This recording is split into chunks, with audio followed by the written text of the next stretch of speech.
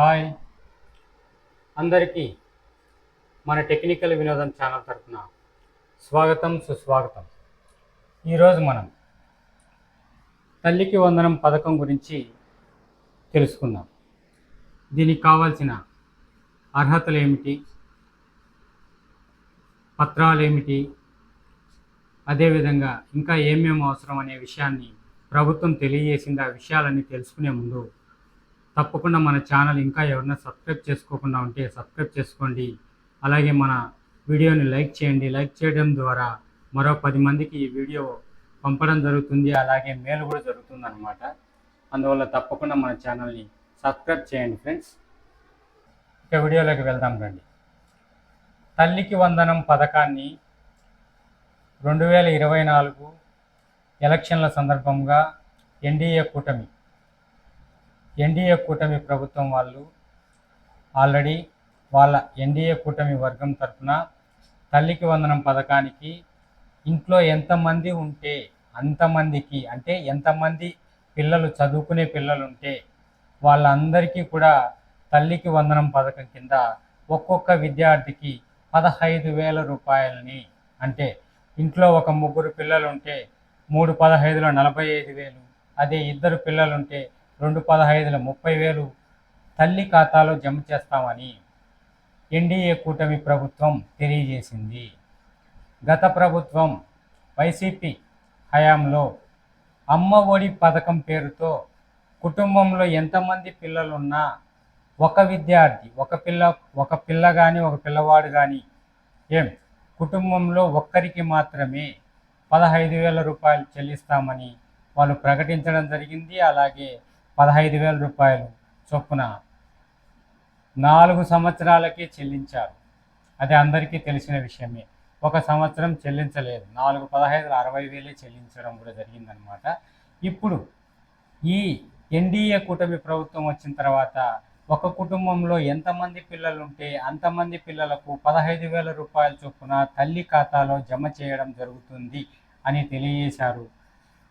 అదేవిధంగా ఈ నెల అంటే 12వ తేదీన ఈ తల్లికి వందనం పథకం పేరుతో ఎంతమంది విద్యార్థులు ఉంటే అంతమందికి డబ్బును జమ చేయడానికి అకౌంట్లలో తేదీని కూడా ఖరారు చేయడం జరిగింది. అదేవిధంగా ఈ నెల 5వ తేదీ లోపల ఏవైనా బ్యాంకుకి సంబంధించి అకౌంట్ వివరాల్లో ఏమైనా లోపాలున్నా, అదేవిధంగా ఎన్పిసిఐ లింకు చేపించుకోకుండా ఉన్నా అటువంటి వాళ్ళకు కూడా చేపించుకోండి కూడా తెలియజేయడం జరిగింది.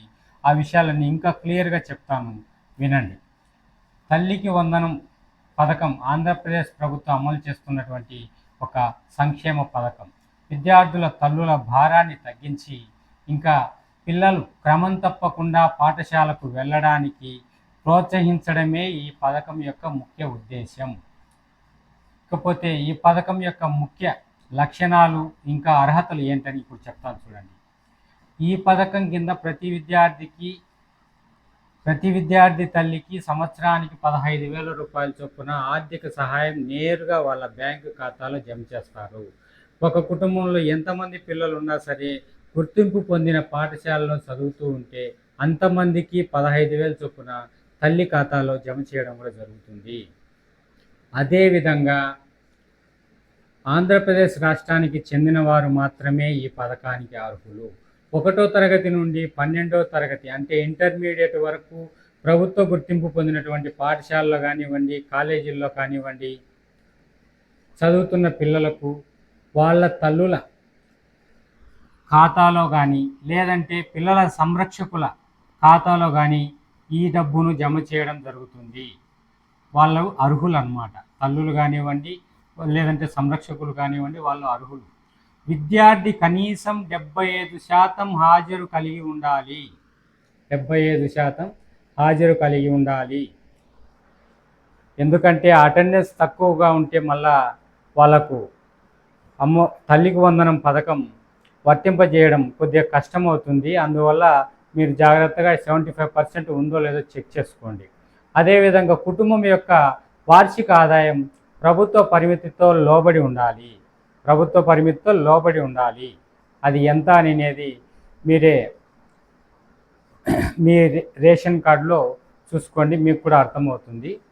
ఈ పథకం ద్వారా డబ్బులు పొందాలంటే తల్లుల బ్యాంకు ఖాతా ఆధార్ నంబర్తో ఎన్పిసిఐ అంటే నేషనల్ పేమెంట్స్ కార్పొరేషన్ ఆఫ్ ఇండియాతో తప్పనిసరిగా లింక్ అయి ఉండాలి. ఈ ప్రక్రియ బ్యాంక్ లేదా పోస్టల్ లేదా సచివాలయ సిబ్బంది సహాయంతో పూర్తి చేసుకోండి ఈ ఎన్పిసిఐ లింక్ అనేది. అదేవిధంగా పాఠశాలలు ప్రారంభమయ్యే లోపల అంటే సుమారు జూన్ 15వ తేదీ లోపల తల్లుల అకౌంట్లో నగదు జమ చేయబడుతుంది. 12వ తేదీ అంటే 12వ తేదీన అమౌంట్ పడదు, 1-2-3 రోజుల్లో పడుతుంది. అది మీకు తెలిసిన విషయమే. ఇకపోతే ఎన్పిసిఐ లింకు చాలా కీలకము ఈ ప్రాసెస్సు దీనికి సంబంధించి.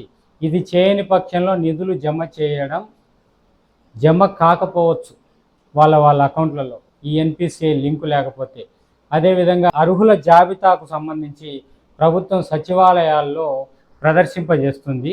అది మొత్తం క్లియరెన్స్ అయిపోయిన తర్వాత 5వ తేదీ తర్వాత ఎప్పుడైనా కానీ సచివాలయాల్లో ఈ అర్హుల జాబితాను ప్రదర్శించడం కూడా జరుగుతుందన్నమాట.